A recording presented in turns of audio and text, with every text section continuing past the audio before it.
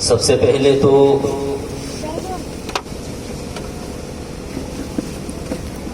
ہم اللہ رب العزت کا شکر ادا کرنا چاہتے ہیں کہ اللہ رب العزت نے ہمیں اور آپ کو امام الانبیاء نبی اکرم صلی اللہ علیہ وسلم کے صحابہ کے تذکرے کو کرنے اور سننے کی توفیق مرحمت فرمائی۔ اس مجلس کا حصہ بننے کی رب ذوالجلال نے ہمیں توفیق عطا فرمائی۔ ہم اس سلسلے میں شکر گزار ہیں ان تمام ذمہ داران حضرات کا، ان نوجوانوں کا کہ جنہوں نے آج کے اس پروگرام کو سجانے میں کسی بھی انداز کی محنتیں کی ہیں، کوششیں کی ہیں، کاوشیں کی ہیں۔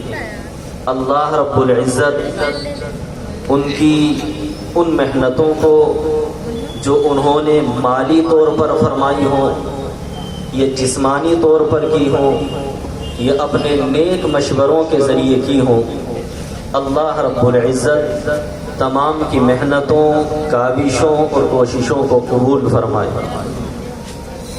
ہم نے آپ کے سامنے قرآن کریم کی 2 آیات پڑھی ہیں۔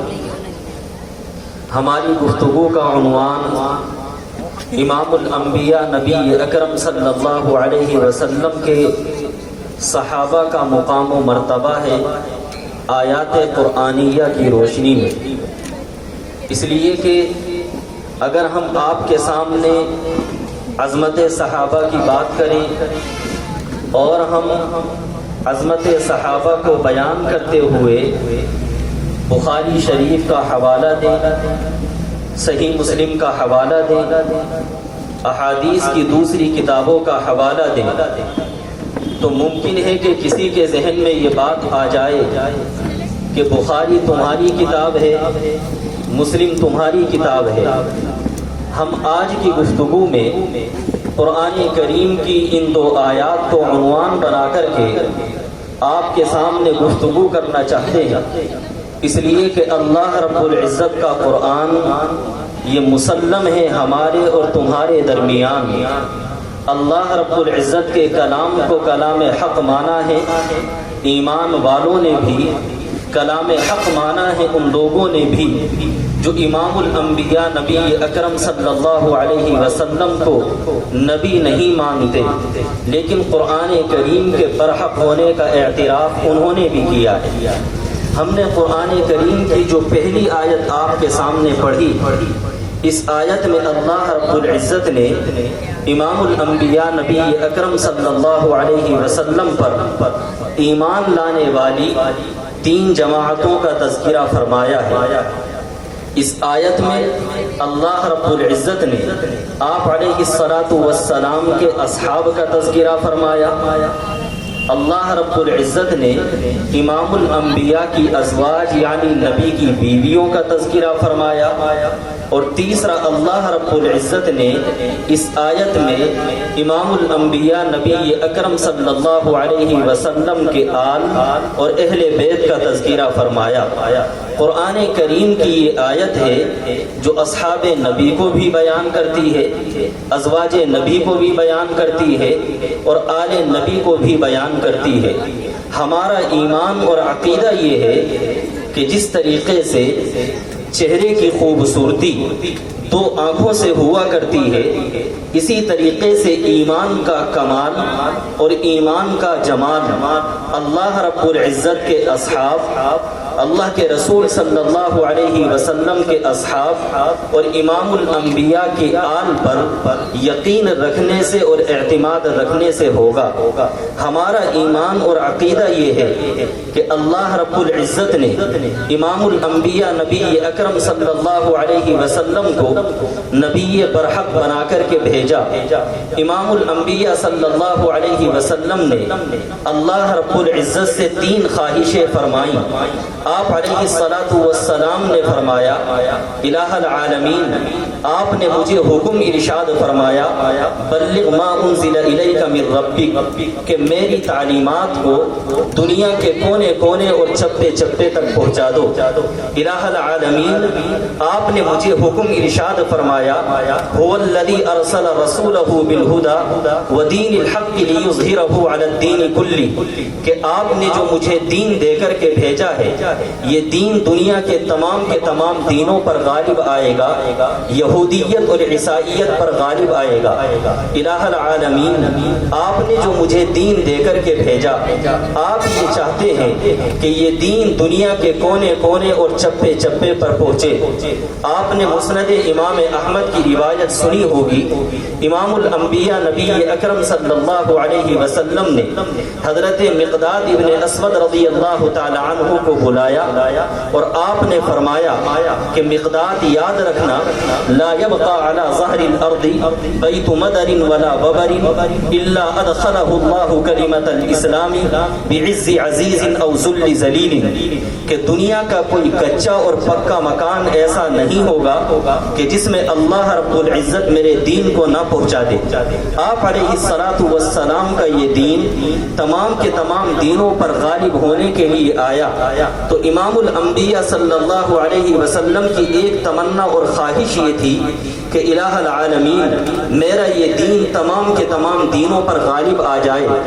آپ علیہ الصلاۃ والسلام کی دوسری تمنا اور خواہش یہ تھی کہ الہ العالمین، میں لوگوں کے سامنے اٹھتا اور بیٹھتا ہوں، مسجد کے اندر آتا اور جاتا ہوں، راستے پر چلتا ہوں، لوگوں سے باتیں کرتا ہوں، میری یہ زندگی لوگوں کے سامنے ہے، لیکن میرے مولا جب میں گھر کی چہار دیواری میں چلا جاتا ہوں تو میری رات کی تنہائیاں کیسے گزرتی ہیں، گھر والوں کے ساتھ میں کیسے پیش آتا ہوں، ایک شوہر کو اپنی اہلیہ کے ساتھ کیسے رہنا چاہیے، ایک باپ کو اپنے بچوں کے ساتھ کیسے رہنا چاہیے۔ الہ العالمین، میری تمنا اور خواہش یہ ہے کہ جس طریقے سے میری باہر والی زندگی لوگوں کے سامنے ہے، میرے گھر کی زندگی بھی لوگوں کے سامنے ہونی چاہیے۔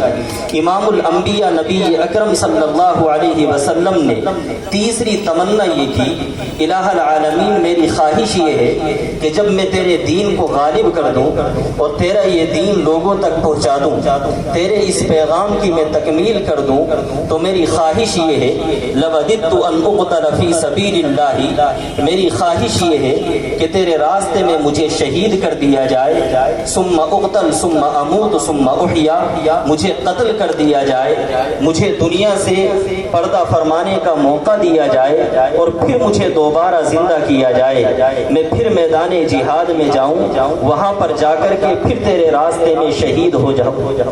امام الانبیاء نبی اکرم صلی اللہ علیہ وسلم کی یہ 3 تمنائیں تھیں۔ پہلی تمنا یہ تھی کہ میرا یہ دین تمام کے تمام دینوں پر غالب آ جائے، دوسری تمنا یہ تھی کہ میری تنہائی کی زندگی بھی امت کے سامنے آ جائے، تیسری تمنا یہ تھی کہ الہ العالمین، مجھے راہ خدا میں شہید کر دیا جائے۔ اللہ رب العزت نے امام الانبیاء نبی اکرم صلی اللہ علیہ وسلم کو 3 جماعتیں عطا فرمائیں، ایک جماعت اصحاب کی، ایک جماعت ازواج کی اور ایک جماعت آل اہل بیت کی۔ اللہ رب العزت نے فرمایا کہ تمہارا مشن اور مقصد یہ ہے کہ یہ دین تمام کے تمام دینوں پر غالب آ جائے، تو مطمئن رہنا یہ مشن محمد بن عبداللہ کا نہیں بلکہ یہ مشن محمد الرسول اللہ کا ہے، اور جب یہ مشن محمد الرسول اللہ کا ہے تو اس مشن کو پورا کرنے کے لیے میں تمہیں اصحاب دوں گا، میں تمہیں صحابہ دوں گا۔ قرآن کریم میں اللہ رب العزت نے اس کو بیان فرمایا، انا اعطینا اعطینا کل کوثر، فکر نہ کرنا میں تمہیں بڑی تعداد میں صحابہ دوں گا۔ علماء کے اطمینان کے لیے کہوں، الکوثر کے معنی کثرت اصحاب کے علامہ بغوی علیہ الرحمہ نے معالم السنہ میں نقل فرمائے ہیں۔ اللہ رب العزت نے امام الانبیاء سے فرمایا مطمئن رہنا، یہ محمد بن عبداللہ کا مشن نہیں بلکہ محمد الرسول اللہ کا مشن ہے۔ اگر تمہاری خواہش اور تمنا یہ ہے کہ یہ دین تمام کے تمام دینوں پر غالب آ جائے تو مطمئن رہنا میں تمہیں ابو بکر دوں گا جو 11.5 لاکھ مربع زمین پر اسلامی حکومت قائم کرے گا۔ مطمئن رہنا میں تمہیں عمر دوں گا جو 22 لاکھ مربع میل پر اسلامی حکومت کو قائم کرے گا۔ میں تمہیں عثمان و حیدر دوں گا جو 44 لاکھ مربع میل پر اسلامی حکومت کو قائم کرے گا۔ میں تمہیں معاویہ بن ابو سفیان دوں گا جو 64 لاکھ مربع میل پر اسلامی حکومت کو قائم کرے گا۔ مطمئن رہنا تمہاری خواہش اور تمنا یہ ہے کہ یہ دین تمام کے تمام دینوں پر غالب آ جائے تو میں تمہیں 10 مبشرہ دوں گا، جنگ بدر میں شریک ہونے والے اصحاب دوں گا، خندق کے موقع پر اب شریک ہونے والے افراد دوں گا، حجۃ الوداع کے موقع پر 10,000 سے زیادہ کا لشکر، 1.25 لاکھ سے زیادہ کی تعداد والے اصحاب پیغمبر تمہیں دوں گا جو تمہارے دین کو دنیا کے کونے کونے اور چپے چپے پر لے کر کے جائیں گے۔ امام الانبیاء کی تمنا یہ تھی الہ العالمین میرا یہ دین تمام دینوں پر غالب آ جائے۔ رب ذوالجلال نے فرمایا تمام دینوں پر تمہارا دین غالب آئے گا، تمہیں صحابہ دیے جائیں گے جو تمہارا مشن لے کر کے دنیا کے کونے کونے پر جائیں گے۔ امام الانبیاء نے فرمایا الہ العالمین میری دوسری خواہش یہ ہے کہ میری جو جلوت والی زندگی ہے وہ تو لوگوں کے سامنے رہتی ہے، لیکن میری تنہائی کی زندگی میری امت کے سامنے کیسے آئے؟ رب ذوالجلال نے فرمایا مطمئن رہنا تمہاری تنہائی کی زندگی امت کے سامنے آئے گی، اس کے لیے میں تمہیں ازواج دوں گا، اس کے لیے میں تمہیں تمہاری بیویاں دوں گا۔ امام الانبیاء نبی اکرم صلی اللہ علیہ وسلم کی 11 ازواج ہیں، نبی کی 11 مقدس بیویاں ہیں کہ جن کا مشن یہ تھا کہ امام الانبیاء صلی اللہ علیہ وسلم کی اس زندگی کو جو عام لوگوں کی نگاہوں سے اوجھل تھی اس کو بھی لوگوں کے سامنے بیان کر دیا جائے کہ نبوت اگر گھر میں آتی ہے تو نبوت کا طریقہ کیا ہوتا ہے۔ امام الانبیاء بستر پہ آرام فرما ہوتے ہیں تو طریقہ کیا ہوتا ہے، نبی بیویوں سے باتیں کرتے ہیں تو طریقہ کیا ہوتا ہے، نبوت کا اپنے بچوں کے ساتھ معاملہ ہے تو اس کا طریقہ کار یہ ہے۔ رب ذوالجلال نے امام الانبیاء کے اس مشن کو پورا کرنے کے لیے امام الانبیاء کو ازواج دی ہیں، نبی کو نبی کی بیویاں دی ہیں۔ اللہ کے رسول کی تیسری خواہش یہ تھی الہ العالمین جب تیرے دین کی تکمیل ہو جائے، جب تیرا دین میں لوگوں تک پہنچا دوں، میری خواہش اور تمنا یہ ہے کہ مجھے تیرے راستے میں شہید کر دیا جائے۔ رب ذوالجلال نے فرمایا کہ محمد یہ مقام ہم براہ راست تمہیں تو عطا نہیں کریں گے، اس لیے کہ نبوت کو قتل کرنا ممکن ہے کہ امت کے لیے عذاب کا سبب بن جائے۔ تمہارے اس مشن کو پورا کرنے کے لیے، اس مقصد کی تکمیل کے لیے میں تمہارے اہل بیت دوں گا، تمہیں آل نبی دوں گا کہ جو مختلف مواقع پر شہادت کے مقام پر فائز ہوں گے اور تمہاری اس تمنا کو بھی مکمل کرنے والے ہوں گے۔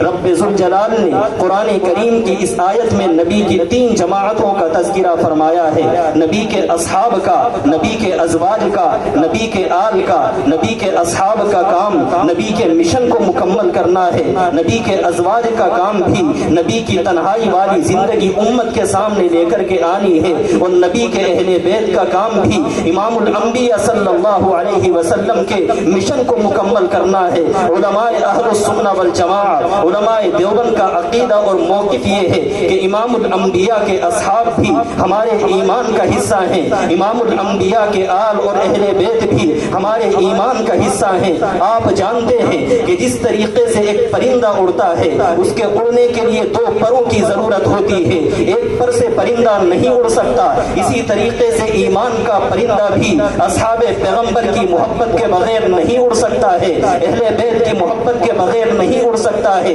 اگر کوئی یہ چاہتا ہے کہ اپنے ایمان کو مکمل کرے، امام الانبیاء کے اصحاب سے محبت رکھنی ہوگی، اہل بیت سے محبت رکھنی ہوگی۔ اہل السنہ والجماعہ نے اپنے ایمان ایمان کے عقیدے کو اہل بیت کی محبت میں بھی اور اصحاب پیغمبر کی محبت کے اندر بھی داخل مانا۔ اللہ کے رسول صلی اللہ علیہ وسلم کی یہ تین جماعتیں ہیں کہ جنہوں نے ایمان کی حالت میں آپ علیہ الصلاۃ والسلام پر ایمان رکھا، حضور علیہ الصلاۃ والسلام سے ملاقات کی ہے۔ حضور علیہ الصلاۃ والسلام کے اصحاب ہوں یا نبی کے اہل بیت ہوں، نبی کے اصحاب ہوں یا نبی کے اہل بیت ہوں، اس کو بھی ہم اپنے ذہن اور دماغ میں رکھیں۔ ربیع الاول کا مہینہ ہے، ہمارے سامنے امام الانبیاء صلی اللہ علیہ وسلم کی سیرت پر بھی باتیں ہوئی ہوں گی، اور آج کی مجلس میں آپ کے سامنے امام الانبیاء کے صحابہ پر بھی باتیں ہوئی ہوں گی۔ ہم نے قرآن کریم کی دوسری آیت آپ کے سامنے پڑھی تھی۔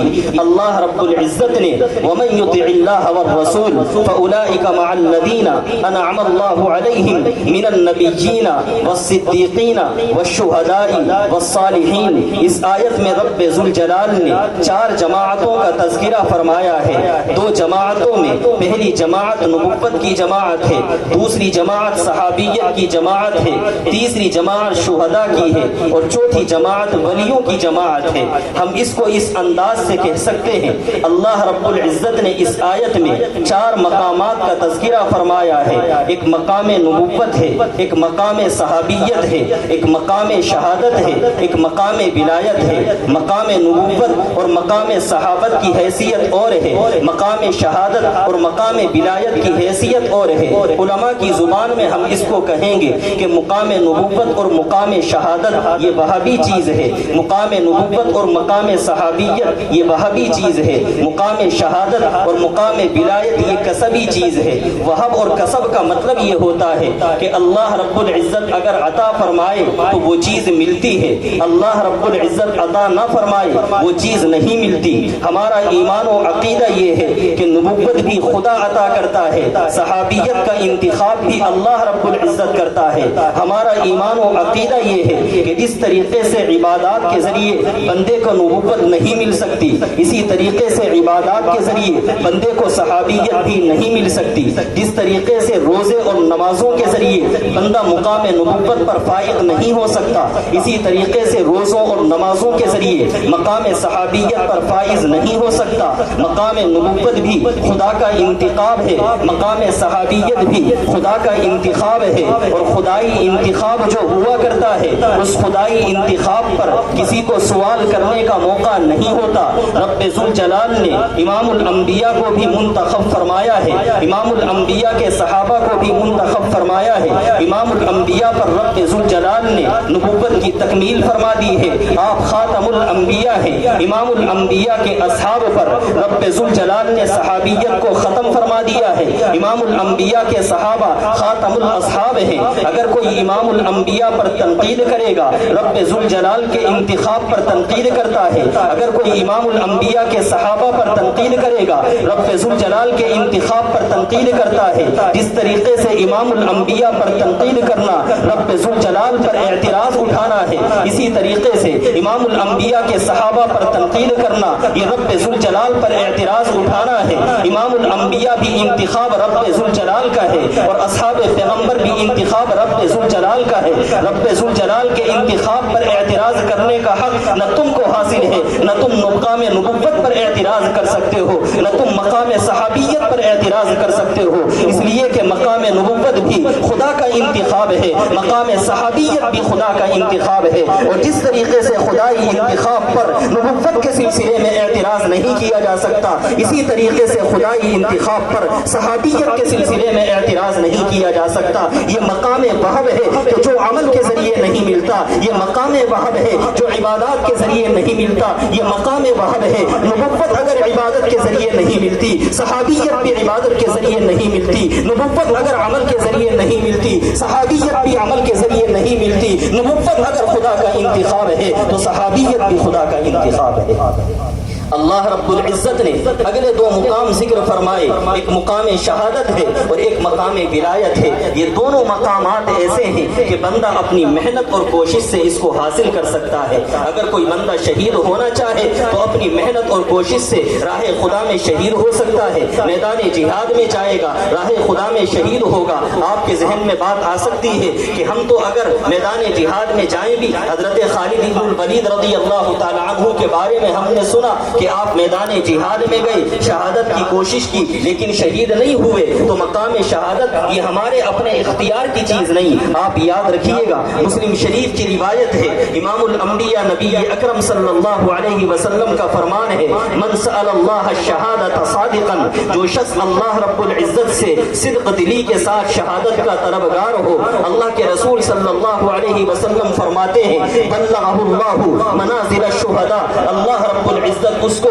شہادت کا مقام و مرتبہ نصیب فرماتے ہیں۔ وَإِن مَاتَ عَلَى فِرَاشِهِ، اگرچہ وہ اپنے بستر پر انتقال کر جائے تو مقام شہادت بھی اختیار کرنا یہ بندے کے اپنے عمل کا حصہ ہے۔ مقام ولایت پر بھی ہر ایک بندہ پہنچ سکتا ہے، کلمہ ایمان پڑھے، نماز اور روزوں کا پابند ہو جائے، امام الانبیاء کی سنتوں پر عمل کرنے والا ہو، مقام ولایت بھی حاصل کر لے گا، مقام شہادت بھی حاصل کر لے گا۔ مقام ولایت بھی آپ کے اور ہمارے اختیار کی چیز ہے، مقام شہادت بھی ہمارے اور آپ کے اختیار کی چیز ہے۔ ہم اگر اپنی محنت سے حاصل کرنا چاہیں مقام شہادت تو حاصل کر سکتے ہیں، مقام ولایت تو حاصل کر سکتے ہیں، لیکن نہ ہم مقام نبوت حاصل کرتے ہیں، نہ مقام صحابیت حاصل کر سکتے ہیں۔ اللہ رب العزت نے ان آیات میں ان چار مقامات کا تذکرہ فرمایا۔ اللہ تعالیٰ فرماتے ہیں، وَمَن يُطِعِ اللَّهَ وَالرَّسُولَ، جو بندہ اللہ اور اس کے رسول کی اطاعت کرے گا، فَأُولَئِكَ مَعَ الَّذِينَ أَنْعَمَ اللَّهُ عَلَيْهِمْ مِنَ النَّبِيِّينَ وَالصِّدِّيقِينَ، وہ قیامت کے دن انبیاء اور صحابہ کے ساتھ ہوگا، شہداء اور صالحین اللہ کے ولیوں کے ساتھ ہوگا۔ تو ہم شہداء اور صالحین کے ساتھ اگر ہم شامل ہونا چاہتے ہیں، نبی کے اصحاب کے ساتھ شامل ہونا چاہتے ہیں، وَمَن يُطِعِ اللَّهَ وَالرَّسُولَ پر ہمیں عمل کرنا ہوگا۔ خیر، ہم یہ ذکر کر رہے تھے، اللہ رب العزت نے اس آیت میں چار مقامات کا تذکرہ فرمایا۔ ان چار مقامات میں ہماری گفتگو کا اصل عنوان پہلے دو مقام ہیں، ایک مقام مقام نبوت ہے، دوسرا مقام مقام صحابیت ہے۔ ہمارا کہنا یہ ہے کہ مقام نبوت بھی انتخاب اللہ کا ہے، مقام صحابیت بھی انتخاب اللہ رب العزت کا ہے۔ آپ جانتے ہیں کہ اگر کوئی بندہ مسجد کے اندر امام لے کر کے آئے، امام صاحب کا انتخاب مسجد کے متولی کرتے ہیں۔ اگر کوئی بندہ مکتب میں مدرس لے کر کے آتا ہے، مکتب کے مدرس کا انتخاب مکتب کی انتظامیہ کرتی ہے۔ اگر کوئی بندہ اپنے مدرسے کے اندر معلم لے کر کے آئے، معلم کا انتخاب مدرسے کے محتمم صاحب کرتے ہیں۔ اگر کوئی بندہ کالج کے اندر کسی پروفیسر کو لے کر کے آئے تو اس کا انتخاب وہاں کا پرنسپل کرتا ہے۔ اگر یہاں پر آپ دیکھیں کہ آپ مسجد کے اندر امام کا انتخاب کرتے ہیں، امام کا انتخاب کرنا متولی کا کام ہے، مکتب کے اندر انتخاب مدرس کا ہوتا ہے، یہ کام مکتب کی انتظامیہ کا ہوتا ہے۔ مدرسے کے اندر انتخاب معلم کا ہوتا ہے، یہ کام مدرسے کے محتمم کا ہوتا ہے۔ کالج کے اندر انتخاب پروفیسر کا ہوتا ہے، یہ کام وہاں کے پرنسپل کا ہوتا ہے۔ اب اگر کوئی بندہ مسجد کے امام کے اوپر اعتراض کرتا ہے تو اعتراض امام پر نہیں کرتا بلکہ مسجد کے متولی پر اعتراض کرتا ہے کہ انتخاب تمہارا غلط تھا۔ اگر کوئی مکتب کے مدرس پر اعتراض کرتا ہے تو مکتب کے مدرس پر اعتراض نہیں بلکہ مکتب کی انتظامیہ پر اعتراض ہے کہ انتخاب تمہارا غلط تھا۔ اگر کوئی بندہ مدرسے کے معلم پر اعتراض کرتا ہے تو معلم پر اعتراض نہیں بلکہ مدرسے کے محتمم پر اعتراض ہے کہ انتخاب تمہارا غلط تھا۔ اگر کالج کے پروفیسر پر اعتراض ہے تو اعتراض کالج کے پروفیسر پر نہیں بلکہ وہاں کے پرنسپل پر ہے کہ انتخاب تمہارا غلط تھا۔ یاد رکھنا کہ جس طریقے سے مدرسے کے معلم کا انتخاب، مکتب کے مدرس کا انتخاب یہ ہمارا اور آپ کا انتخاب ہے، امام الانبیاء کے صحابہ کا انتخاب یہ ہمارا اور آپ کا انتخاب نہیں ہے بلکہ یہ انتخاب اللہ رب العزت کا ہے۔ نبوت بھی انتخاب خدا کا ہے اور صحابیت بھی انتخاب خدا کا ہے۔ اگر کوئی بندہ نبوت پہ اعتراض کرتا ہے، رب ذوالجلال کے انتخاب پہ اعتراض کرتا ہے، اگر کوئی بندہ صحابیت پہ اعتراض کرتا ہے، رب ذوالجلال کے انتخاب پہ اعتراض کرتا ہے، جس طریقے سے مدرسے کے معلم پر انتخاب، مدرسے کے معلم پر اعتراض اعتراض یہ معلم پر اعتراض نہیں ہوتا بلکہ مدرسے کی انتظامیہ پر اعتراض ہے. اسی طریقے سے نبی کے صحابہ پر اعتراض یہ نبی کے صحابہ پر اعتراض نہیں بلکہ صحابیت کے لیے منتخب کرنے والے رب ذوالجلال پر اعتراض ہے. اگر مکتب کے مدرس پر اعتراض مکتب کے مدرس پر اعتراض نہیں بلکہ مکتب کی انتظامیہ پر اعتراض ہے کہ تم نے انتخاب غلط کیا ہے. اسی طریقے سے امام الانبیاء کے صحابہ پر اگر اعتراض ہے تو یاد رکھنا یہ امام الانبیاء کے صحابہ پر اعتراض نہیں ہے بلکہ امام الانبیاء کے صحابہ کو صحابیت کے لیے منتخب کرنے والے رب ذوالجلال پر اعتراض ہے. ہم آپ کے انتخاب پر اعتراض کر سکتے ہیں آپ میرے انتخاب پر اعتراض کر سکتے ہیں لیکن رب ذوالجلال کے انتخاب پر اعتراض کرنا یہ نہ آپ کا حق ہے نہ میرا حق ہے. اگر ہم رب ذوالجلال کے انتخاب پر اعتراض کریں گے تو نہ ہمارا ایمان باقی رہے گا نہ امام الانبیاء صلی اللہ علیہ وسلم کا محبت کا دعویٰ ہمارا باقی رہے گا. اللہ کے رسول صلی اللہ علیہ وسلم کے صحابہ کس مقام کے حامل ہیں آپ نے جانا کہ جس طریقے سے نبوت عمل سے نہیں بنتی اسی طریقے سے صحابیت بھی عمل سے نہیں بنتی. لوگ صحابہ پر اعتراض کرتے ہیں ہم پوچھتے ہیں کہ آپ صحابہ کی کس بات پر اعتراض کرتے ہو. اگر صحابہ کے عقیدے پر اعتراض کرتے ہو تو یاد رکھنا جس کا عقیدہ بدل جائے وہ صحابی نہیں رہتا اور اگر صحابیت کے عمل پہ اعتراض کرتے ہو تو یاد رکھنا عمل سے صحابی نہیں بنتا. صحابی تو نبوت کی صحبت سے بنتا ہے اور اس پر دلیل یہ ہے کہ امام الانبیاء نبی اکرم صلی اللہ علیہ وسلم نے ارشاد فرمایا لا تسبوا اصحابی میرے صحابہ کو برا بھلا نہ کہنا میرے صحابہ کی شان میں گستاخیاں نہ کرنا میرے صحابہ کے حوالے سے نازیبہ کلمات نہ کہنا. امام الانبیاء نبی اکرم صلی اللہ علیہ وسلم نے یہ بات کس لیے ارشاد فرمائی اس لیے کہ آپ جانتے تھے کہ آنے والی امت میں ایسے افراد آ سکتے ہیں کہ جو صحابہ کی شان میں گستاخیاں کریں. آنے والی امت میں ایسے افراد آ سکتے ہیں جو نبی کے صحابہ کی شان میں نازیبہ کلمات کہیں. کوئی بندہ ہو سکتا تھا کہ یہ کہے کہ میں نے زیادہ حج کیے ہیں صحابہ نے اتنی تعداد میں حج نہیں کیے فلاں صحابی نے تو 2 ہی حج کیے ہیں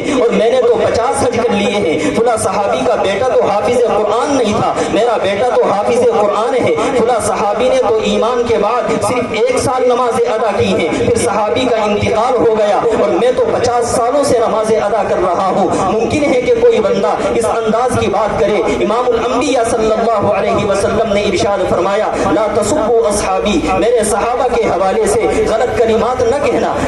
لو انفق احدکم مثل احد ذهبا امام الانبیاء صلی اللہ علیہ وسلم نے ارشاد فرمایا کہ اس ذات کی قسم کہ جس کے قبضے میں میری جان ہے اگر تم میں سے کوئی بندہ احد پہاڑ کے برابر سونا بھی خرچ کر دے تو میرے صحابی کے ایک مٹھی جو کے برابر بھی نہیں پہنچ سکتا. وجہ اس کی کیا ہے امام الانبیاء صلی اللہ علیہ وسلم نے احد پہاڑ کے برابر سونے کا تذکرہ کیوں کیا آپ نے نمازوں کا تذکرہ کیوں نہیں کیا آپ نے روزوں کا تذکرہ کیوں نہیں کیا. لوگوں کے لیے نمازیں پڑھنا آسان ہوتا ہے روزے رکھنا آسان ہوتا ہے لیکن راہ خدا میں پیسے خرچ کرنا مشکل ہوتا ہے سونا خرچ کرنا اس سے زیادہ مشکل ہوتا ہے. امام الانبیاء نے فرمایا نمازوں کی بات نہیں ہے روزوں کی بات نہیں ہے اگر تم میں سے کوئی آدمی راہ خدا میں پیسہ خرچ کر دے اور پیسے میں بھی وہ سونا خرچ کرے اور تھوڑا بہت نہیں بلکہ احد پہاڑ کے برابر بھی سونا خرچ کر دے تو میرے صحابی کے ایک مٹھی اور آدھی مٹھی جو کے برابر بھی نہیں پہنچ سکتا. وجہ اس کی کیا ہے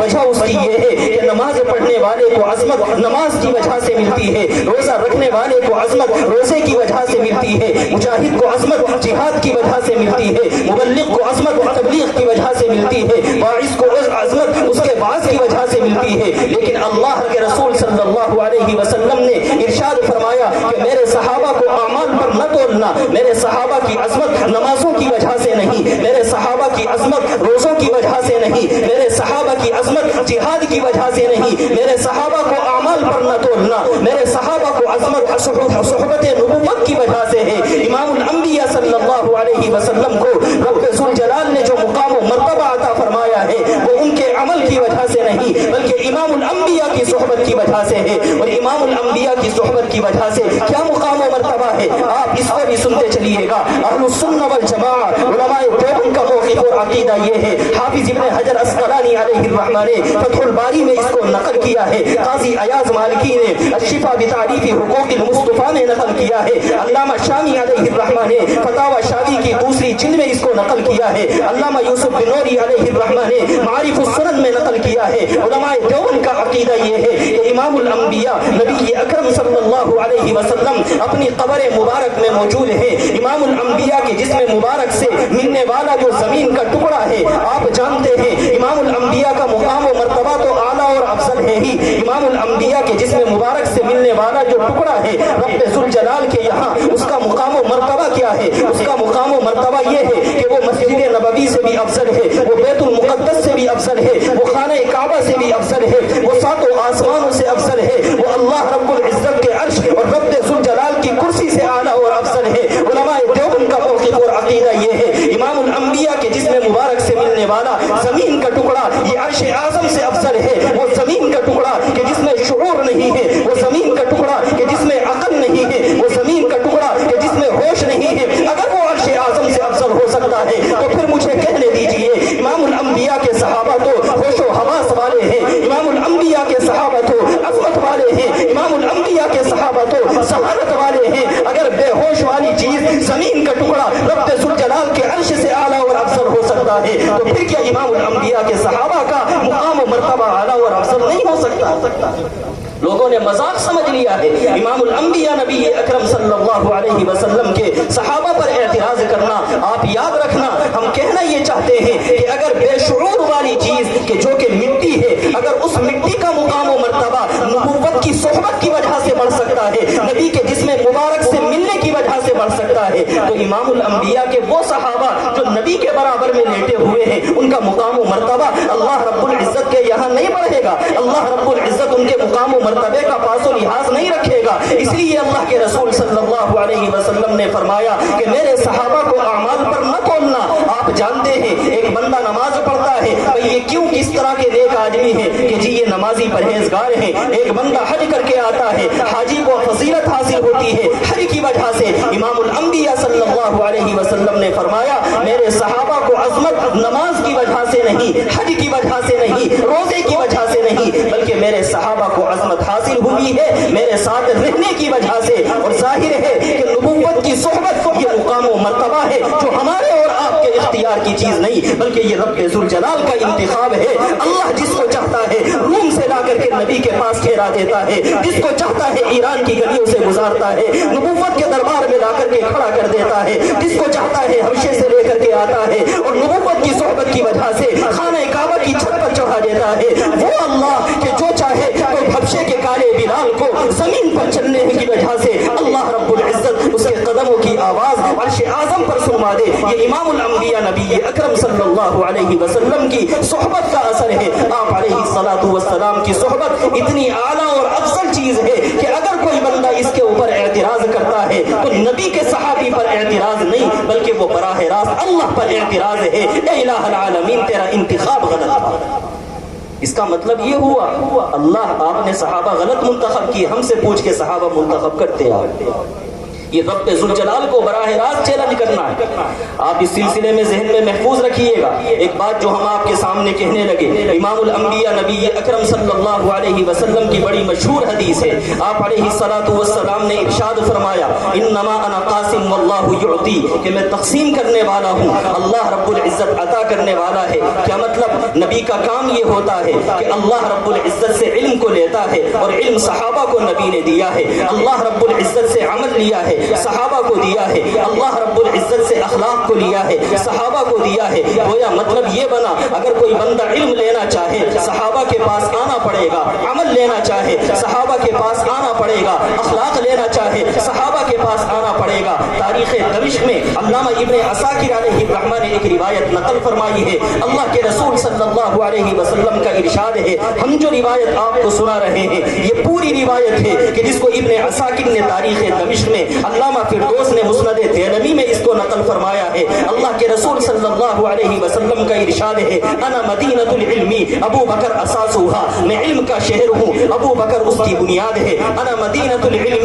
عمر حیطانها، میں علم کا شہر ہوں، عمر اس کی دیوار ہے۔ انا مدینۃ العلم عثمان سقفها، میں علم کا شہر ہوں، عثمان اس کی چھت ہے۔ انا مدینۃ العلم علی جنبابها، میں علم کا شہر ہوں، علی اس کے دروازے ہیں۔ اللہ کے رسول صلی اللہ علیہ وسلم वसल्लम ने ये बात किस लिए इरशाद फरमाई, दुनिया वालों को बताया कि अगर तुम इस शहर इल्म में आना चाहते हो, उस दरवाजे के बगैर आओगे, आने नहीं दिया जाएगा। दीवार तोड़कर आओगे, आने नहीं दिया जाएगा। दीवार अल्लाह के रसूल ने फारूक आजम को करार दिया है। फारूक आजम को छोड़कर जाओगे, शहर इल्म में दाखिल नहीं हो सकते। अगर तुम छत तोड़कर जाओगे, उस्मान गनी को करार दिया है, उस्मान छोड़कर जाओगे, शहर इल्म में दाखिल नहीं हो सकते। बुनियादें खत्म करके जाओगे, शहर इल्म में दाखिल नहीं हो सकते। गोया रब ज़ुल जलाल ने फरमाया, अल्लाह के रसूल सल्लल्लाहु अलैहि वसल्लम ने फरमाया, मैं इल्म का शहर हूँ। अगर कोई शहर इल्म में आना चाहता है, अबू बकर का पासो लिहाज रखना होगा। अगर कोई शहर इल्म में आना चाहता है, उमर का पासो लिहाज रखना होगा। शहर इल्म में आना चाहता है,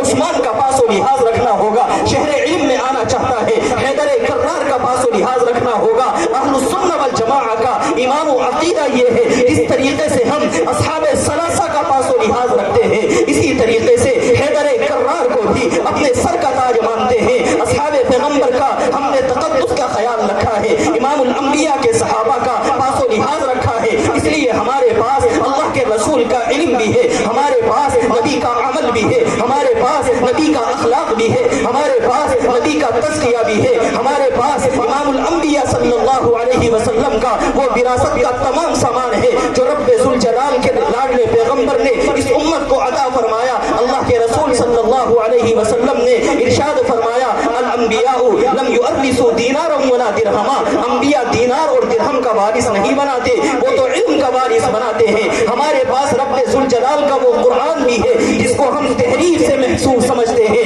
हमारा ईमान और अकीदा ये है, रब्बे ज़ुल जलाल के इस कलाम में कोई तब्दीली नहीं हुई। जो रब्बे ज़ुल जलाल के कलाम में तहरीफ का अकीदा रखता है, गोया नबी के इल्म को भी नहीं मानता, नबी के अमल को भी नहीं मानता, नबी के अखलाक को भी नहीं मानता। हम ये कहना चाहते हैं कि अल्लाह के रसूल सल्लल्लाहु अलैहि वसल्लम ने फरमाया कि अगर तुम इल्म चाहते हो, सहाबा के पास आना पड़ेगा।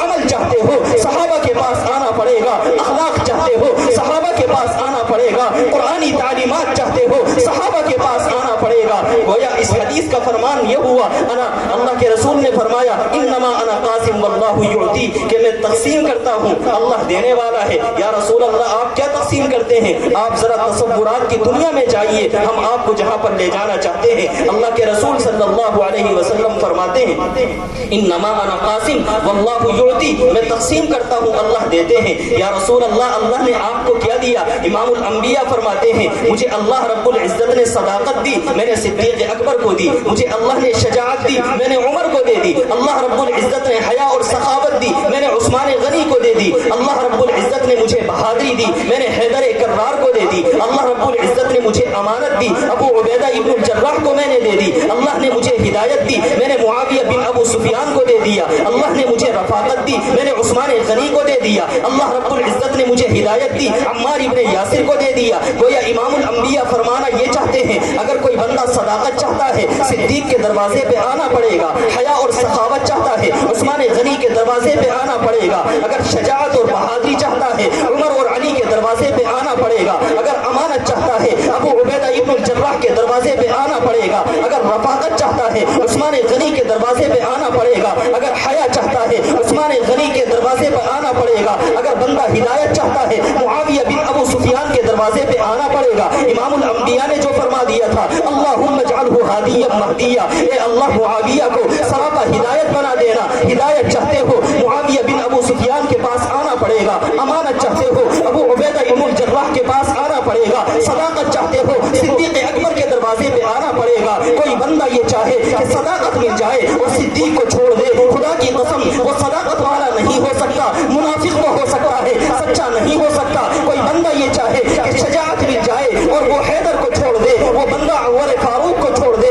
खुदा की कसम वो बहादुर नहीं हो सकता है, वो बुज़दिल तो हो सकता है। कोई बंदा ये चाहे कि हया और सखावत मिल जाए, उस्मान गनी को छोड़ दे, हया और सखावत उसको नहीं मिल सकती। कोई चाहे अमानत मिल जाए, अबू उबैदा इब्नुल जर्राह को छोड़ दे, वो अमानत वाला नहीं हो सकता। हिदायत मिल जाए, मुआविया बिन अबू सुफियान को छोड़ दे, हिदायत वाला नहीं हो सकता। हम अहलुस सुन्नह वल जमाअह नबी के असहाब को मानते हैं, सिद्दीक अकबर को भी मानते हैं, फारूक आज़म को भी मानते हैं, हम उस्मान और हैदर को मानते हैं, तलहा और जुबैर को मानते हैं, साद और सईद को मानते हैं, और तो और अम्मा आयशा को इस तरह मानते हैं, फातिमा ज़हरा को भी हम उसी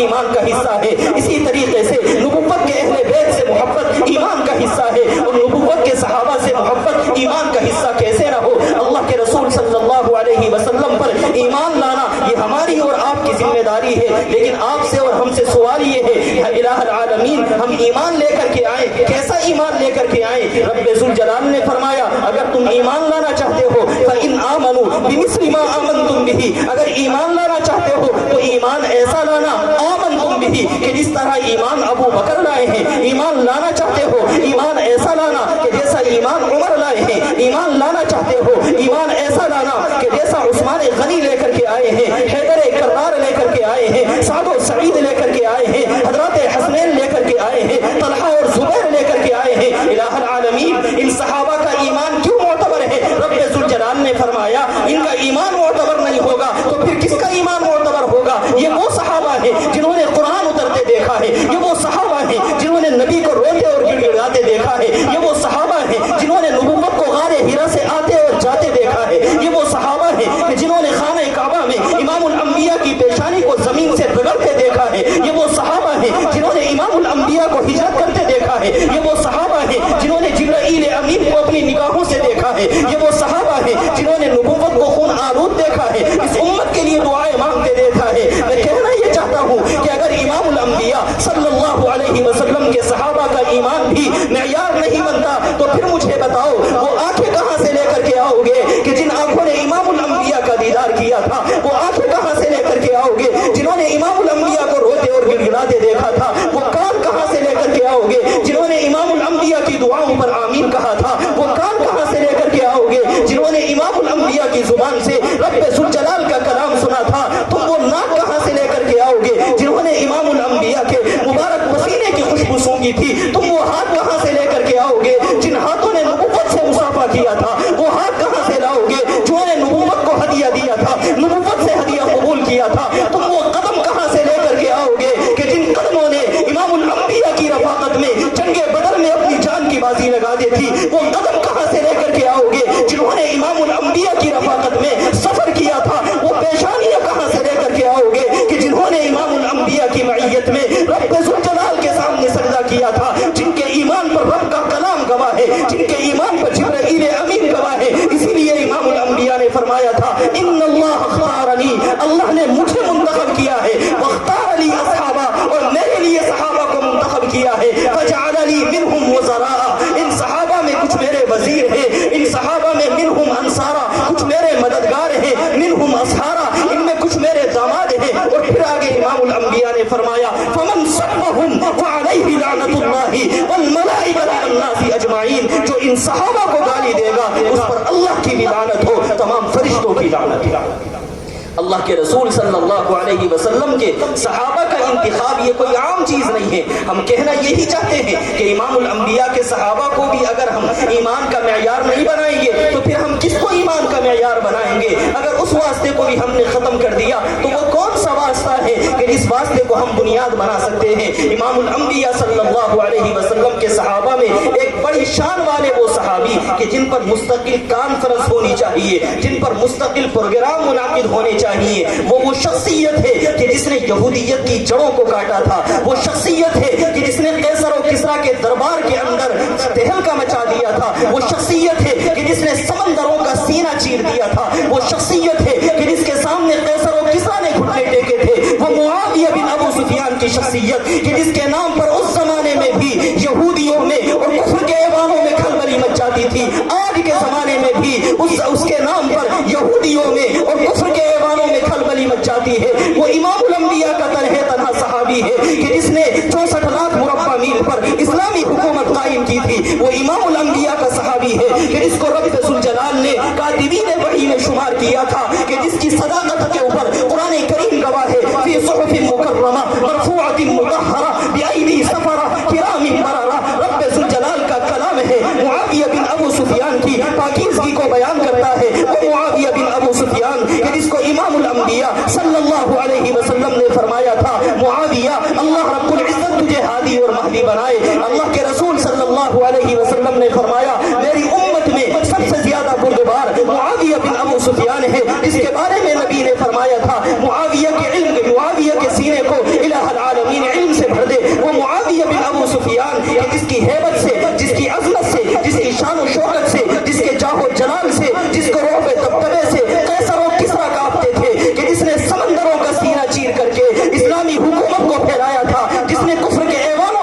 तबाही मचा दी थी, उस मुआविया बिन अबू सुफियान को गालियां दी जाती हैं। हमें मुआविया बिन अबू सुफियान के बारे में जंगे सिफ़ीन तो याद रही, लेकिन वो तमाम के तमाम फज़ाइल व मनाक़िब याद नहीं रहे कि जिन फज़ाइल व मनाक़िब को इमामुल अंबिया ने बयान फरमाया। उस मुआविया बिन अबू सुफियान के बारे में एक शायर ने बड़ी अजीब व गरीब बात कही। शायर ने कहा था कि वो आधी दुनिया का हुक्मरां था, वो हुक्मरां भी मगर कहाँ था। वो आधी दुनिया का हुक्मरां था, वो हुक्मरां भी मगर कहाँ था। बिबरती मौजों पे हक परस्तों की सादा कश्ती का बादशाह था, बड़ा मुबारक है काम उसका, सितारों जैसा मुकाम उसका। मुआविया के माना ही सितारे के आते हैं। बड़ा मुबारक है काम उसका, सितारों जैसा मुकाम उसका। वो एक शाही सिफत मुजाहिद जो सुए मंजिल रवा दवा था। उभरते सूरज से ताज मांगा, समंदरों से खिराज मांगा। उभरते सूरज से ताज मांगा, समंदरों से खिराज मांगा। किसे खबर है कि उसका सिक्का जहां में जारी कहां कहां था। कलंदराना हयात उसकी, सिकंदराना सिफात उसकी। कलंदराना हयात उसकी, सिकंदराना सिफात उसकी। कभी विदा था वो मुफलिसों की, कभी वो रेशम का साहिबा था। वो एक उन्वान बशारतों का, बसीरतों का, बसारतों का। वो एक उन्वान बशारतों का, बसीरतों का, बसारतों का। उसी से रस्ते तलाश करना वो दीन फितरत की कहकशा था। और आगे शायर ने कहा, हसन से पूछो, अली से पूछो, तुम उसके बारे नबी से पूछो। हसन से पूछो, अली से पूछो,